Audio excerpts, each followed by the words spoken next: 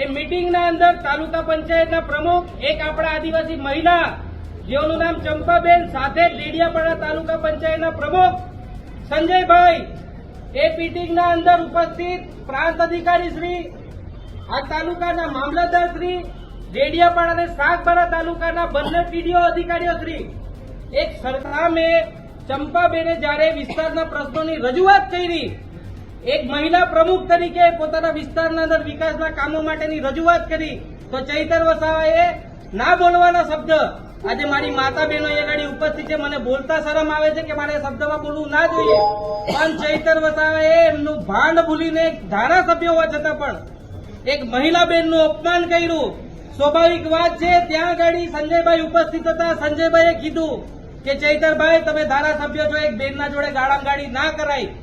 છતાં પણ આ ચૈતર વસાવાને તમે હંમેશા કોઈ પણ જગ્યાએ જોયું હશે, ગમે તેવી ભાષામાં વાત કરવી, ગમે તેને મારી દેવું, તરત જ ગુસ્સો આવતા સંજયભાઈને એમને ફોન છૂટો માર્યો.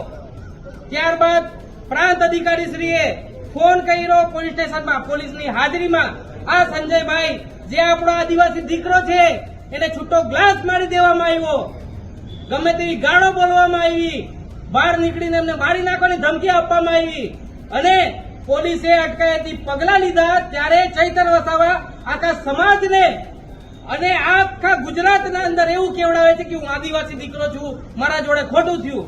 મેં તમને બધી બહેનોને પૂછવા માંગુ છું, આ ચંપાબેન આપણી મહિલા બેન છે કે નહીં આદિવાસી?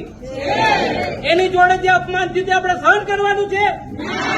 તમને બધાની એવી બહેનો મેં કહેવા માંગુ છું કે ચૈતર વસાવાને આપણે કહેવું પડે કે તમને આ વિસ્તારના અંદરથી ખોબે ખોબા લોકોએ મત આપ્યા છે, પણ એ અધિકાર તમને નથી આપ્યો કે એક આદિવાસી બેનને તમે ગાળાગાળી કરીને વાત કરો.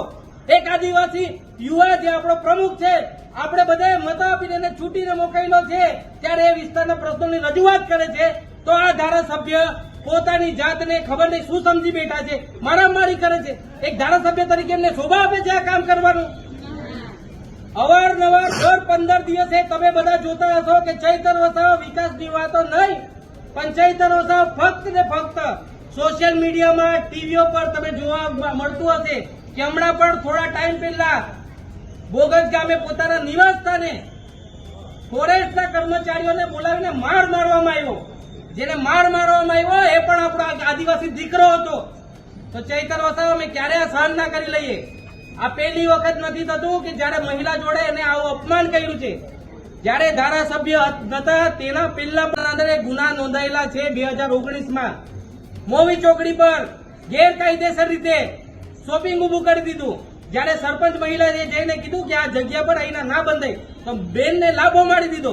ક્યાર સુધી આપણે આવા અત્યાચારોનો સહન કરીશું? તો મારી બહેનોને એટલું જ કહેવાનું છે કે આ ગુનાહિત પ્રવૃત્તિ કરતો માણસ છે, જેની પર 19 ગુના દાખલ થયા છે. આ વિસ્તારની વિકાસની વાતો ક્યારેય કરવામાં નથી આવતી. ફક્ત ને ફક્ત આપણા દીકરાઓ હોય જે ઘરમાં હોય એ લોકોને બેન્ટોમાં નચાવવાનું, એમને ગેરમાર્ગે દોરવાનું, આ સમાજને સાચી દિશામાં નહીં પણ પોતાના માટે સમાજના નામે રાજનીતિ કરીને મતો માંગવાનું. ધારાસભ્યનું ઇલેક્શન હતું, તમને બધાએ જોયું હશે, ગામે ગામ પ્રચાર કરીને કીધું હું એક ગરીબ સમાજમાંથી આવેલો દીકરો છું, મારું કાચું ઘર છે, હું તમારા માટે કામ કરીશ. તમને બધાને મેં આજે પૂછવા માંગુ છું, ધારાસભ્ય બનીને 3 વર્ષ થયા, આપણા વિસ્તારના અંદર કેવી પરિસ્થિતિ આપણે બધા જોઈએ છે, પણ છતાં પણ વિસ્તારનો વિકાસ ના થયો. પણ ચૈતર વસાવાનો પોતાનો વિકાસ થયો. કરોડો રૂપિયાના બંગલા બનાવી દે છે, લાખો રૂપિયાની ગાડીઓ લઈ આવે છે. ક્યાંથી બધા પૈસા આવે છે ભાઈ? આ આપણા માટેની કોઈ યોજના આવેલી હોય ને, એ યોજનાના અંદર ટકાવારી ખાવાનું કામ કરે છે. જાહેરના અંદર તમે બધાએ સાંભળ્યું હશે કે ચૈતર વસાવા કોન્ટ્રાક્ટર વગરથી પૈસાની ઉઘરાણી કરતા હોય. સાંભળ્યું છે ને બધાએ? ચૈતર વસાવા કહે છે પૈસા ના આપે તો તારા પગની ઢાંકડીઓ ફોડી નાખીશ. આવા ધારાસભ્યને આપણે જોવાના છે. સહયુદ્દીન તો ઠીક છે, એ તો એમના પોતાના આમ આદમી પાર્ટીના કાર્યકર્તાઓ જાહેરના અધિકારીઓને ફોન કરીને કે અમે 44 જણા છે, ભાગે ભાગે અમને 4 લાખ રૂપિયા આપી દેજો. આ કરવા માટે તમને ધારાસભ્ય બનાવ્યા છે ભાઈ?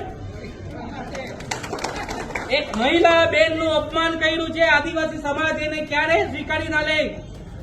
આજે આપણે બધા ચૈતર વસાવાનો વિરોધ કરીએ છીએ અને હું તમને કહેવા માંગુ છું કે આવનારા સમયના અંદર જયારે આપણા વિસ્તારમાં આવે ત્યારે એમને આપણે એને કહેવું પડે કે ચૈતર વસાવા તે એક ચંપાબેનની જોડે આજે દુર્વ્યવહાર કર્યો છે, ગમે તેવું બોલ્યો છે, તું આખી સમાજની બહેનો જોડે માફી માંગ. ત્રણની લાઈનમાં ચાલજો. આદિવાસી એકતા, નારી શક્તિ.